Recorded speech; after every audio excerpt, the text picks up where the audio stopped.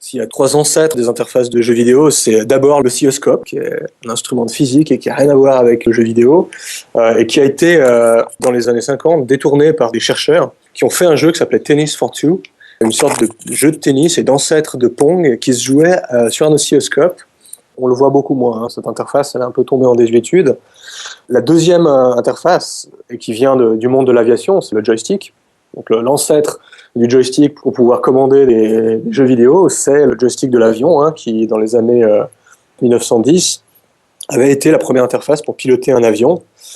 Et un autre ancêtre des contrôleurs de console, c'est les premières télécommandes, hein. La télécommande, ça a été inventé, on va dire, à la fin du 19e siècle par Tesla, hein, qui a posé un brevet à cette époque, et qui a évolué au cours du 20e siècle pour servir de télécommande de télé, mais qui ensuite a une forme un peu moins complexe, et qui a convergé en fait avec les jeux électroniques pour donner le joypad. On voit que l'évolution des joypads est souvent liée à l'évolution du game design, des mécaniques ludiques qui sont mises en place par les créateurs de jeux. L'histoire de la croix de direction est le résultat en fait d'une demande du patron de Nintendo de l'époque, qui était que dans un Game & Watch, dans ces jeux, il fallait pouvoir faire deux actions en même temps, et plus juste, comme dans les jeux électroniques antérieurs, ne faire qu'une seule action. Et la solution qui avait été trouvée pour faire deux actions en même temps, c'était de permettre à un personnage de se déplacer et de faire autre chose en même temps, de tirer ou de sauter, hein. C'est les premiers Donkey Kong. Et la solution qui a été trouvée, c'est celle de mettre cette espèce de petite croix de direction qui permet d'être contrôlée avec le pouce pour faire déplacer le personnage. Ce qui est aussi d'intéressant pour l'anecdote, c'est que la croix de direction est située à gauche et pas située à droite, alors que la majorité des gens sont droitiers, et on pourrait se dire que le déplacement dans l'espace devrait être contrôlé à droite, comme ça l'est pour beaucoup de choses. Alors que là, il est à gauche, et c'est en fait une espèce de reste de la position des joysticks dans les jeux d'arcade, qui étaient souvent contrôlés avec la main gauche.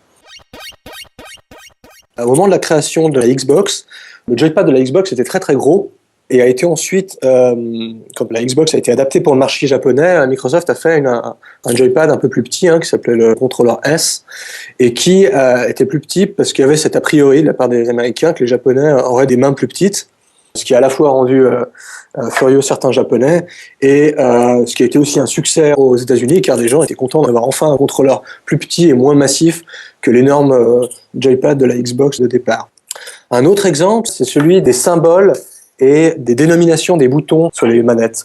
On le voit par exemple avec les manettes de la PlayStation, qui émergent en fait de la culture japonaise, hein. La croix, qui a un sens, dire arrêter, le triangle qui, dans la culture japonaise, veut dire faible ou moyen, le cercle qui veut dire que c'est bien, c'est bon, ou c'est satisfaisant. Il y a quand même ces petites différences sur l'utilisation des symboles, mais la différence culturelle n'est pas tant inscrite que ça dans ces objets. Dans les éléments aujourd'hui qui étaient considérés plus ou moins comme futuristes il y a quelque temps, on voit que tout ce qui tourne autour du tactile commence à être de plus en plus intéressant, hein. Mais c'est même plus le futur, c'est là aujourd'hui et c'est en cours de développement. Un autre élément qui n'est plus non plus le futur, mais sur lequel il y a encore quelques développements à faire, c'est tout ce qui concerne les gestes. On l'a vu, il y a eu un certain succès avec la Wii.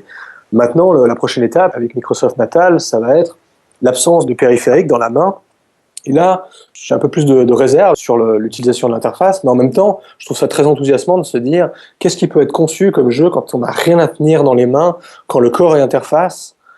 Et puis, il y a un type d'interface qui est assez curieux, c'est tout ce qui concerne la capture des ondes cérébrales par des casques ou des sortes de chapeaux qu'on se met sur la tête. Et donc, on doit se concentrer et penser à certaines actions pour que ce soit retranscrit dans le jeu. Là aussi, ça pose plein de difficultés, parce qu'il est très difficile de discerner, quand on pense, quelles sont les ondes qui contrôlent ce qu'on veut contrôler, et une pensée subite et involontaire. Il y a beaucoup de bruit, on dit, hein, en termes neuronal, et donc ça a posé des questions intéressantes et des mécaniques ludiques, je pense, assez curieuses, de dire qu'est-ce qu'on peut faire avec ça.